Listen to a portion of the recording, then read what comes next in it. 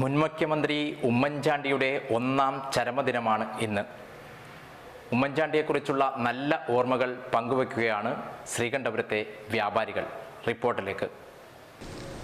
കേരളം കണ്ട ഏറ്റവും സൗമ്യനും പ്രതിഭാശാലിയുമായ മുഖ്യമന്ത്രി ഉമ്മൻചാണ്ടി. കുഞ്ഞൂഞ്ഞിൻ്റെ ചരമദിനമാണ് ഇന്ന്. ശ്രീകണ്ഠപുരത്തിനും പങ്കുവയ്ക്കാനുണ്ട് ഒരുപിടി നല്ല ഓർമ്മകൾ.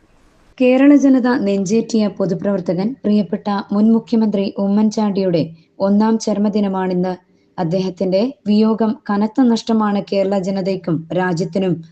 ജനസമ്പർക്കം ഉൾപ്പെടെ ജനകീയ പ്രശ്നങ്ങളിൽ എന്നും നെടുംതൂണായിരുന്ന ഈ പൊതുപ്രവർത്തകൻ ഒരിക്കലും മരിക്കാത്ത കുഞ്ഞൂഞ്ഞിന് വിട നൽകിയത് ജനസാഗരങ്ങളായിരുന്നു. ഇന്നും പുതുപ്പള്ളിയിൽ കല്ലറയിൽ ഒഴുകിയെത്തുന്നത് ജനസാഗരമാണ്. ജീവിതത്തിന്റെ നാനാതുറകളിൽപ്പെട്ടവർ പ്രിയപ്പെട്ട കുഞ്ഞൂഞ്ഞിനെ ഓർക്കാത്ത ദിനങ്ങൾ ഉണ്ടാവില്ല. ശ്രീകണ്ഠപുരത്തുകാർക്ക് ഓർക്കാൻ നിരവധി വിശേഷങ്ങളുണ്ട്. പ്രധാനമായും 2014 കേരളത്തിൽ തന്നെ ഏറ്റവും കൂടുതൽ പ്രളയദുരന്തം അനുഭവിച്ച ടൗണായിരുന്നു ശ്രീകണ്ഠപുരം. ഈ പട്ടണത്തിന്റെ നാനാഭാഗങ്ങളും അന്ന് വെള്ളത്താൽ മൂടപ്പെട്ടത് നമ്മുടെ മനസ്സിൽ മായാതെ നിൽക്കുന്നു. അന്ന് 500ഓളം വ്യാപാരികൾക്ക് രക്ഷകനായെത്തിയത് അന്നത്തെ മുഖ്യമന്ത്രി കൂടിയായ ശ്രീ ഉമ്മൻചാണ്ടിയായിരുന്നു. കനത്ത നാശനഷ്ടമാണ് ശ്രീകണ്ഠപുരത്തെ വ്യാപാര മേഖലയ്ക്ക് അന്നുണ്ടായിരുന്നത്. തിരക്കുകൾക്കിടയിൽ അന്നത്തെ മുഖ്യമന്ത്രി ശ്രീകണ്ഠപുരത്തും ചെങ്ങളായിലും വ്യാപാര മേഖലകൾ സന്ദർശിച്ച് ആവശ്യമായ സഹായങ്ങൾ എത്തിച്ചു തന്നത് ശ്രീകണ്ഠപുരത്തെ വ്യാപാരികൾ ഇന്നും നന്ദിയോടെ ഓർക്കുന്നു. ഹൃദയം തകർന്ന് കേരളം ഇന്നും ഉറക്കെ വിളിക്കുകയാണ്. കുഞ്ഞൂഞ്ഞിന്റെ ഓർമ്മകൾക്ക് മുൻപിൽ പ്രണാമം. News bureau, Sreekandapuram.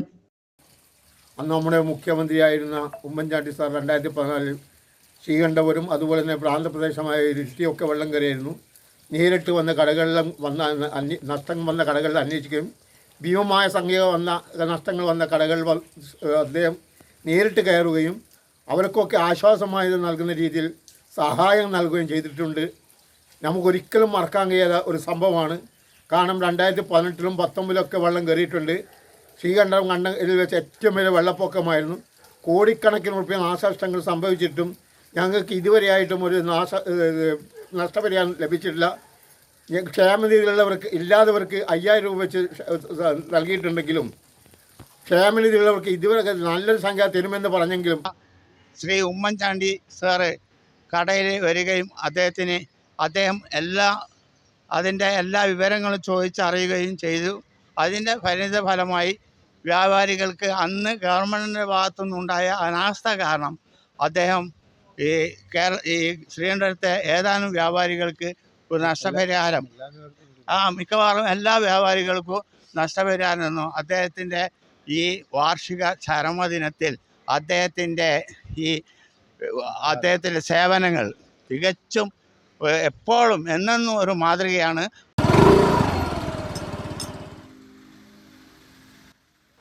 ഗോപാലേട്ടാ, ഒരു ചായ. ചൂടായിട്ട് എന്തുകൊണ്ട്? ഞാനുണ്ട്, ബാ.